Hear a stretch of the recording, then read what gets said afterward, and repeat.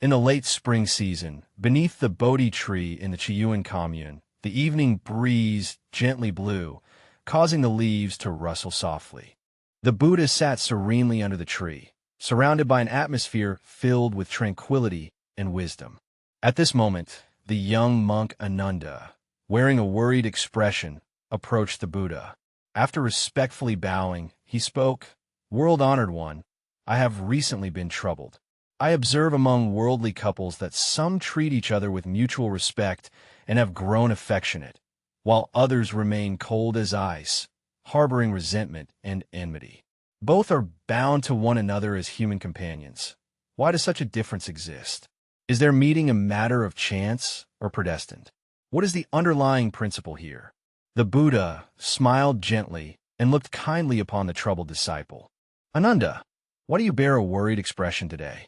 Ananda joined his palms together and respectfully responded, "World-honored one, I am not troubled for myself, but what I witnessed yesterday while entering the city to gather alms has left my heart unrestful for a long time." The Buddha softly said, "Go ahead and speak." Ananda slowly recounted, "Yesterday, I entered the city to seek alms and unexpectedly ventured into a quiet, secluded alley. In this village lived an elderly couple who had been together for more than 60 years. The old man was bedridden, barely able to move, requiring daily care from others. Although his elderly spouse was over 70 years old and had a bent back, she still washed him, fed him, and took care of his daily needs every day without complaint. Every time I feed my elderly companion, I always speak softly, as if treating a precious treasure." A glimmer of emotion flickered in Ananda's eyes. Despite their bare walls and hard life, they could still look at each other and smile, as if possessing the most precious treasure in the world. "I was about to step forward to seek alms when I heard the elderly lady say to her husband, 'Old man, don't worry, I will stay by your side until we journey together to the Western Pure Land, just as we promised in our previous lives.'" Ananda paused briefly, then continued, "After leaving the old couple's home, I passed by a magnificent mansion. There lived a well-known wealthy merchant in the city and his wife, adorned in fine clothes and lavishly fed, surrounded by numerous servants. They should have been a couple envied by all. However, as soon as I arrived at the door, I heard clattering noises and angry shouts from inside. The couple was engaged in a fierce quarrel, exchanging harsh words and even coming to blows. Ananda appeared perplexed and said to the Blessed One, "These two completely different states leave your disciple utterly bewildered. Why is it that among couples, some live in poverty yet are loving, while others are wealthy yet full of resentment? When husband and wife meet, is it truly by chance or by destiny? What causal connections exist within this?" At that moment, the elder monk Kasyapa walked over from nearby and, upon hearing Ananda's question, paused to listen attentively. The Buddha gazed tranquilly toward the distant mountains and said, "Ananda, see those two peaks afar off? Though they appear far apart, they share the same root and origin. In ancient times, a mountain was separated by a great earthquake. Human couples are similarly bound, though they appear to meet for the first time in this life. In truth, they have long since formed an inseparable karmic connection." Kasyapa could not help but step forward and ask, "What kind of power exactly is it, O Blessed One, that causes people in the mundane world to meet, to stay together, or to part?" The Buddha rose and said, "Follow me." After speaking, he walked towards the outskirts of the monastery. 2 disciples hurried to follow him. The 3 arrived at an open lakeside, where the setting sun cast its golden glow upon the water, which shimmered like molten gold. The Buddha pointed to 2 fallen leaves floating on the surface of the lake and said, "Behold those 2 leaves." Ananda and Kasyapa looked in the direction pointed out by the Buddha and saw 2 fallen leaves on the surface of the lake. They drifted with the breeze and the ripples, sometimes drawing closer, sometimes drifting apart, until finally they clung tightly together, flowing along with the current. The Buddha smiled and said, "Are not worldly couples like these 2 fallen leaves? Seemingly a chance encounter, yet in the mysterious workings of destiny, it is predestined. Ananda pondered and asked, "World-honored one, then what determines this fixed destiny?" The Buddha replied with a question. "Ananda, do you know why those two fallen leaves can meet and rely on each other?" Ananda pondered for a moment, considering that it might be determined by the direction of the wind, the flow of the water, and the shape and weight of the leaf itself. The Buddha nodded in approval. Exactly so. The wind resembles the vicissitudes of life. The water symbolizes the environment of the era, and the shape and weight of the leaf correspond to a person's character and karmic actions. The combined effect of these three factors determines the fate of the two fallen leaves. Similarly, the encounter between husband and wife is also the result of countless karmic connections coming together.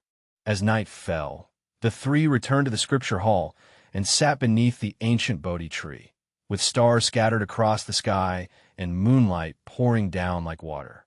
The Buddha began to explain gently that the bond between husband and wife in the world is subtle and complex, but can generally be divided into four types: karmic gratitude, karmic resentment, karmic debt owed, and karmic debt repaid. A karmic bond of gratitude refers to a relationship in which one receives kindness in a past life, holds gratitude in the heart, and in this life becomes husband and wife to repay the hui of past life connections. Such couples often treat each other with mutual respect and affection, loving one another deeply. Even in poverty and hardship, they support each other and endure difficulties together. The lay attendant softly inquired, just like the elderly couple Ananda saw. The Buddha nodded. Exactly so. In their past lives, the elderly husband was a fallen nobleman, pursued by enemies and facing imminent peril. In his past life, the elder was an ordinary hunter who ventured forth to rescue a princess, hiding her in his humble thatched hut and caring for her until she healed. As the princess bid farewell to the hunter, she said, "Great kindness needs no words of thanks. In the next life, I wish to become your spouse to repay the debt of gratitude from this life. Our meeting in this life is but the continuation of the karmic bond from a past existence." Ananda listened intently and asked, "World-honored one, what then is the cause of resentment?" The Buddha's expression grew solemn, lamenting that those bound by karmic ties had deep resentments from past lives, and in this life they became husband and wife to resolve their karmic debts. Such couples often engage in incessant quarrels, torment each other mutually, and may even become estranged enemies.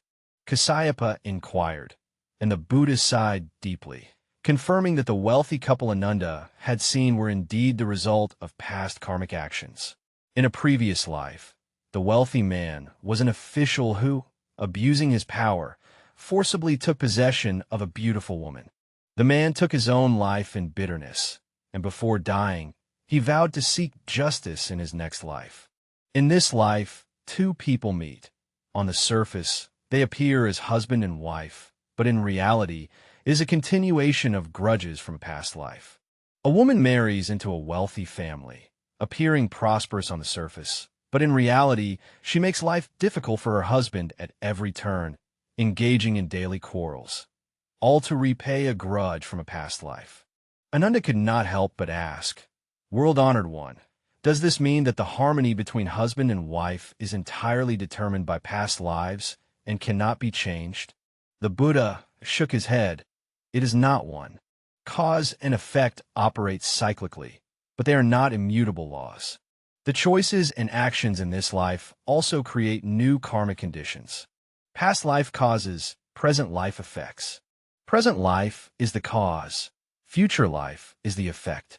If one can maintain benevolent thoughts and treat their partner with compassion, even past life resentments can be resolved in this lifetime. At this moment, a young man holding incense and flowers approached the assembly hall. Hearing that the Buddha was teaching the Dharma, he respectfully stood aside to listen. The family assembly continued to inquire, "So what exactly are condition, yun, and relinquishing condition, one yun?" The Buddha explained that the cause of indebtedness arises from debts incurred in past lives. In the present life, individuals become husband and wife to repay those karmic debts. In such a marriage, One party often keeps demanding while the other continuously gives until the debt is fully repaid. Those who are bonded by the fate of repaying debts are individuals who incurred deficits with each other in past lives and are now united as spouses in this life to settle their karmic debts. In this kind of marital relationship, one party willingly sacrifices, enduring silently, without complaint or regret. Ananda pondered and asked the Blessed One, "Both are couples, yet why do some grow old together in harmony and love, while others separate midway and go their separate ways?" The Buddha calmly and profoundly replied, "Dependent origination brings them together. When the condition ends, they part. Some couples have a deep karmic connection, accumulated over many lifetimes, naturally growing old together in harmony.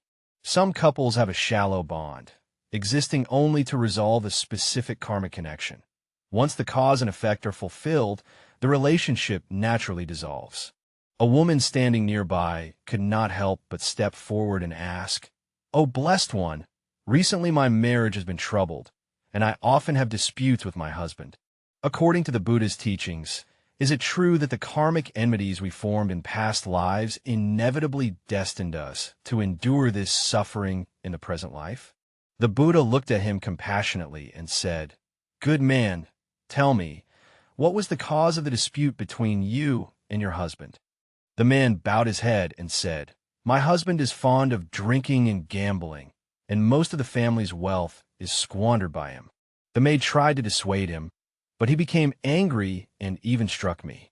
The Buddha pondered for a moment and said, "You and your husband also had a karmic connection in a past life. In his past life, he was a wealthy merchant, generous and straightforward, yet extravagant and reckless in spending.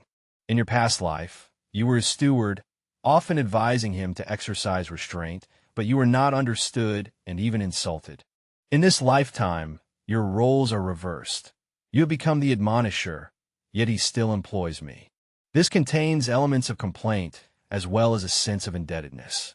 The woman exclaimed in astonishment, "The Buddha's wisdom is as piercing as a torch. What he described precisely matches the situation between me and my husband. How should I resolve this unfortunate karmic connection?"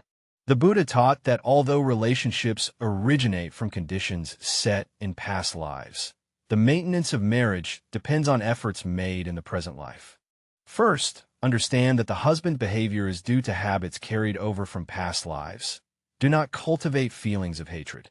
Secondly, overcome hardness with softness, guiding him with compassion and wisdom rather than blame and complaint.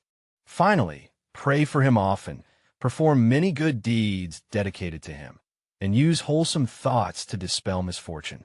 The woman respectfully joined her palms, and the disciple gratefully received the teaching. Ananda further asked, "World-honored one, how can we encounter those with whom we have karmic affinity? How then can one discern a truly auspicious affinity?" The Buddha smiled and said, "Ananda, those destined will meet naturally. Those without destiny will not recognize each other even when face to face. As for discerning a good relationship, it does not depend on appearance or wealth, but on the resonance and mutual care of the hearts. When two people interact and their hearts are filled with joy, it is like wine meeting sweet dew, like encountering warm sunlight in the cold winter. This is a good affinity." The Buddha gazed into the distance, maintaining harmony, upholding mutual respect, then embracing tolerance and understanding, and finally sharing joys and hardships together. The island of husband and wife is no longer passionate like fire, but warm like water, no longer filled with solemn vows, but with daily companionship and protection.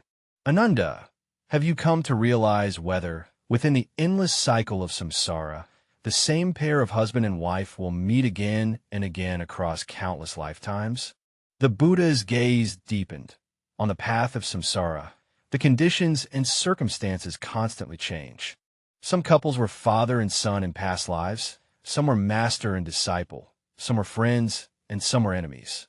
Only with profound karmic affinity can beings encounter each other through successive lives. However, Even when encounters occur, relationships change according to causes and conditions. Spouses in this life may become strangers in the next, or they may continue to accompany each other. Everything depends on the karmic connections cultivated in this very life. The woman asked again, Venerable Shakyamuni, I have heard that sometimes when people meet, they feel as if they have known each other from before, as if recognizing each other from a past life. Is this what is meant by karmic ties from previous lives? The Buddha nodded and said, Well spoken. When people meet and experience a sense of familiarity with a profound resonance in their hearts, this is indeed the manifestation of karmic connections from past lives appearing in this present existence. However, karmic connections can be both positive and negative. An instant sense of familiarity does not necessarily indicate good affinity, but may also signify a confrontation with an adversary. Ananda curiously asked, Blessed One, why do some people never encounter suitable partners throughout their lives? Is it because they had no affinity in past lives? The Buddha explained that there are three situations. First, no marriage bond was formed in a past life, so naturally there is no connection in this life. Second, there was affinity in a past life, but due to various reasons in this life, such as mistimed circumstances or one party already having a family, they do not meet. Third, a good affinity was established in a past life. But in this life, one party has attained spiritual transcendence from worldly attachments and chooses to ordain as a monastic, as you monks have done. Suddenly, the layman recalled something and said to the Blessed One, Lord Shakyamuni, I have heard a newlywed couple in the city. They grew up together as childhood sweethearts and shared a deep affection. However, shortly after their marriage, the husband fell ill with a strange disease and passed away. The wife, overwhelmed by grief, stayed by her husband's spirit altar day and night without sleep for 7 consecutive days, and in the end, she followed her husband in death. What kind of karmic connection is this? The Buddha's expression grew solemn, and after a long silence, he said, This is a tangled fate of past karma that cannot be severed or unraveled. Some souls encounter each other across countless lifetimes, entwined endlessly, reluctant to part. These two were originally twin brothers in their past lives, with a deep bond between them. In this lifetime, they are reborn as husband and wife, their karmic bond so profound that it is difficult to bear the pain of separation. Their souls have become like two intertwined vines. When one withers, the other cannot survive. Ananda's heartfelt realization was profound. The Buddha taught that marital fate is indeed intricate and mysterious. Apart from these 4 types of karmic connections, there are also other, more profound dependent relationships. I once read in ancient scriptures about a rarest form of soulmate in this world, one who can meet and recognize each other through countless lifetimes of samsara. What a profound state that must be. The Buddha walked slowly under the moonlight, his figure casting a long shadow on the ground. Ananda, the soulmate you mention, is referred to in the Dharma as one's primary karmic connection. This is the rarest and most precious affinity. Across countless lifetimes of samsara, 2 souls mirror each other, reflecting one another, seeking each other through birth after birth. Ananda listened intently, his eyes shining with the light of seeking knowledge. The Buddha continued, The formation of this fundamental karmic connection originated before the double ninth festival, when 2 souls made a joint vow under the Bodhi tree, pledging to support each other through countless rebirths and practice together until they both attained enlightenment. This vow is like a great seal imprinted on the deepest part of the Alaya consciousness, never forgotten through countless lifetimes. Kassapa asked with curiosity, Blessed One, since these conditions are so supremely favorable, why are they rarely seen? The Buddha looked at him with compassion, for it is precisely because it is so rare and precious that it is seldom seen in the world. Like twin stars on the horizon, appearing to twinkle simultaneously, yet separated by countless miles. One's predestined connection requires the completeness of conditions in order to meet. Time, space, environment, and karma must all align simultaneously for two souls to recognize each other amidst the vast sea of humanity. Ananda pondered deeply. Thus, even predestined karmic connections do not guarantee meeting in every lifetime. Precisely so, the Buddha nodded and said, sometimes one party arrives in the human realm first, waiting wearily. Sometimes one has yet to be reborn while the other has already aged. Sometimes two people pass each other by, yet due to the obscurations of karma, they cannot recognize one another. Only when the virtuous karma from previous lives ripens can two individuals meet, recognize each other, continue their past connection, and form bonds for the future lives. A male lay follower then asked, Shakyamuni, since the bond between husband and wife is so profound and mysterious, how can ordinary people determine the type of karmic connection they have? How should one confront this? The Buddha looked at him with eyes full of compassion, perceiving the connections of fate. One must observe from three aspects: the mind, stillness, and the fruit, result. The mind refers to the feelings within the heart when seeing this person. The tranquility describes the state when interacting with this person. The result signifies the outcome after the interaction. The Buddha slowly explained that if one sees this person and their heart arises with joy, like the gentle breeze of late spring, their interactions will be harmonious, and they will grow together, often motivated by the causes of gratitude. If one sees this person and feels irritation arising in the heart, it is like blind compassion. Frequent interactions lead to disputes, mutual depletion, and often become causes for complaints. If one party gives with a clear conscience and the other demands as their due, it often involves the karmic connections of owing debts and repaying debts. If two people meet and feel as familiar as old friends, their hearts resonate with each other, mutually supporting and progressing together. This may be considered a predestined karmic marriage. Jasha respectfully asked, Venerable Shakyamuni, what is the most sublime way for husband and wife to live together? The Buddha smiled and said, the most sublime way is to regard marriage as a field of practice. All conditioned phenomena are like a dream, an illusion, a bubble, a shadow. The fate between husband and wife is likewise so. Coming together and parting are all illusions. Understanding this allows one to calmly face the ups and downs in marriage. For couples consisting of the debtor and the creditor, one should regard giving and receiving with an attitude of equality. Creditors should not be insatiably greedy, continuously demanding more. By repaying the debt, both individuals can attain liberation and gain freedom. For Fuchi destined partners, they should support each other and practice cultivation together. This karmic connection is the most extraordinary, yet it also carries the greatest responsibility. Two people should be like two lamps, illuminating each other, like a flower and a butterfly, mutually enhancing, like the chin and the se, harmonizing to produce a clear and resonant sound. Kasyapa then asked, Bhagwan, you just mentioned the seeds in the Illuminates. Could you explain in detail their relationship with the bond between husband and wife? The Buddha explained, the illuminates is like a great ocean, and the karmic seeds within it are like whirlpools in the sea. Every karmic relationship and every interaction leaves an imprint in our illuminates. These marks are like seeds. When the conditions are ripe, they will sprout and manifest in the next appearance. When the karmic vortices of two individuals resonate at similar frequencies and their energies align, they're drawn to each other and meet in this lifetime. This is why Ananda asked, Bhagwan, how do the seeds of karma determine the timing of encounters and the quality of relationships in this life? The Buddha looked deeply at Ananda, saying that the maturation of karmic seeds follows the 10 links of dependent origination. The timing of their convergence is guided by karma, and, whether early or late, is predetermined. The quality of relationships depends on the nature of the seeds.